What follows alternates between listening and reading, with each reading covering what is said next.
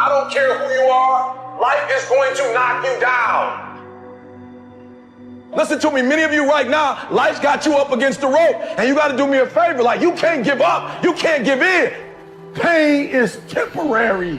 Pain is your friend. Pain is going to take you to the next level.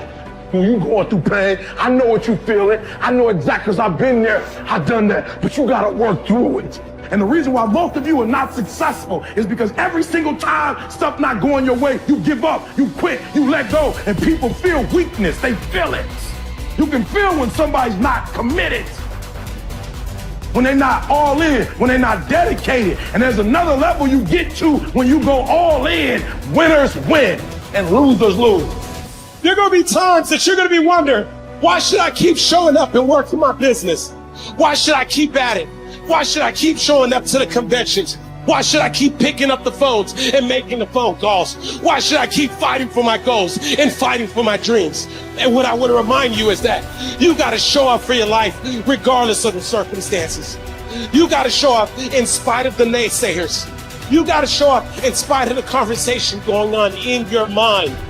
You got to show up for your life, because if you don't, nobody else will. If you want unreasonable results in your life, you've got to be willing to be unreasonable. Part of being unreasonable, you don't judge according to appearances. Part of being unreasonable, you can see it because you believe it. You must have the faith to call forth those things that be not as though they were. You've got to decide, I deserve this, and I'm going to have it. You've got to say yes to your life. You've got to say yes. Yes to my dreams. Yes to me. Yes, I can make it. Yes, I can. Doesn't matter how many failures I've made. Doesn't matter how many mistakes I've endured. Doesn't matter about my defeats. Doesn't matter about what I've done. Yes, yes. I don't care about the fact I'm in a hole now. Doesn't matter about where I am. The last chapter to my life has not been written yet. If you judge me now, you'll judge me prematurely. I'm still in the process of transforming my life. I'm still in the process of becoming. Yes. The brilliance of Thomas Edison was not in his mind. It was something much more ordinary and often much less respected. I've got no imagination, he once said. I never dream. I've created nothing. If you're someone who doesn't like Edison, you might think that this is Edison admitting to stealing his inventions from other, more brilliant inventors, like Nikola Tesla.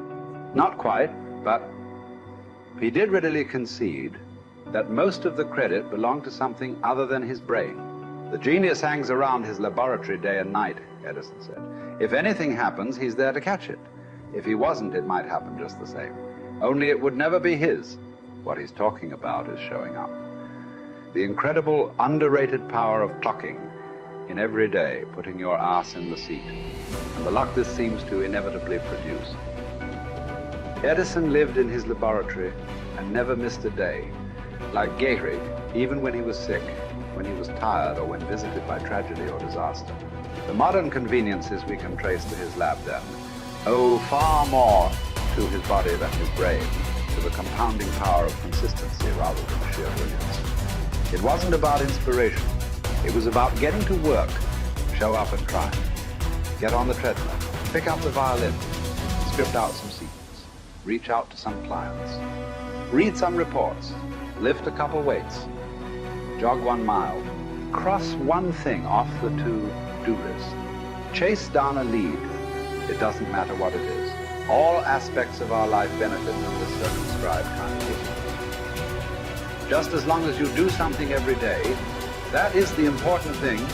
Show up. When you're tired, when you don't have to, even if you have an excuse, even if you're busy, even if you won't get recognized for it, even if it's been kicking your ass lately, once something is done, you can build on it. Once you get started, momentum can grow. When you show up, you can get lucky. Is this still hard? Yes.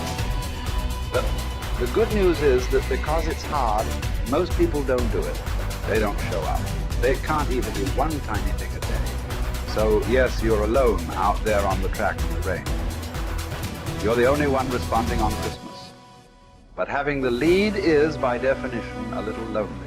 This is also why it's quiet in the morning. You have the opportunities all to yourself. Don't worry about setting any records.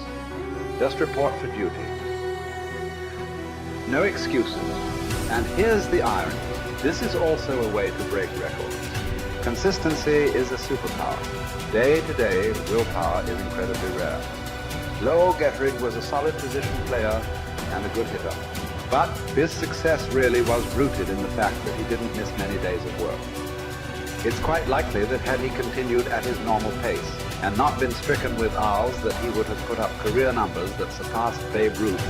Gettrig wasn't just able to show up despite injuries and fatigue. He also had to push through ennui, doubt, and just plain not feeling it. He had slumps like we all do, but he also understood what they meant. As a minor leaguer, he had struggled at the plate and thought about quitting. The Yankees' owner sent down a scout to walk Gehrig through the very basic math of a batting average. A good hitter hits 300, and hitting 350 is terrific. Hitting 400 is almost unheard of. What does that translate to? Missing on 6 tries out of 10. A hitter can also go days, weeks without touching the ball. That's what the scout told him. The most important thing a young ball player can learn is that he can't be good every day. You don't have to always be amazing. You do always have to show up. What matters is sticking around for the next at bat. The ability to do that, coupled with the ability to endure what John Steinbeck called dogly days while writing East of Eden. Those days when everything seems out of whack, when you're just not feeling it, when the distractions won't stop, is the first step to greatness. Literally. You cannot be great without the self-discipline to do that. One thing a day adds up. Each day adds up. But the numbers are only interesting if they accumulate in large quantities.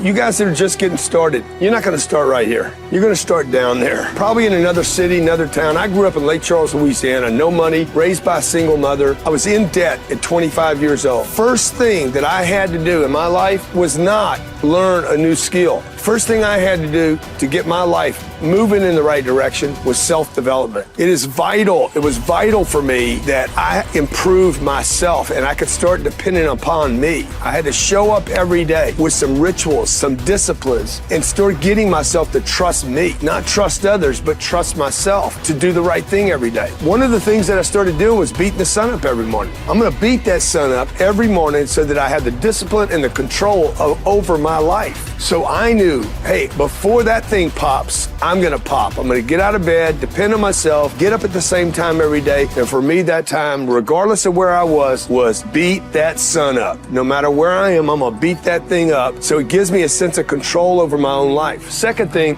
I had to start cleaning up my life and my friends and my environment. When I was younger, between 15 and 25, I was doing crazy stuff in my life. Wasting my weekends. I have the saying, weekends are for the weak. I was drinking, fooling around with a bunch of bad things, bad people. At 25 years old, I cleaned it all up. Quit going to those places. Quit hanging out with people that did not have ethics and discipline in their life. I wanted to build something in my life. I wanted to become someone. And to do that, to become someone in the eyes of the world, just beating that sun up every morning gives me the sense of accomplishment that I did what I said I was going to do, that I woke up when I said I would wake up, and I start building respect for myself, start believing in myself so that I can go out into the world. And maybe today when I go into this meeting that I'm dressed for, they'll believe in me as much as I believe in me, and that'll show up in a contract, a deal, maybe even some money.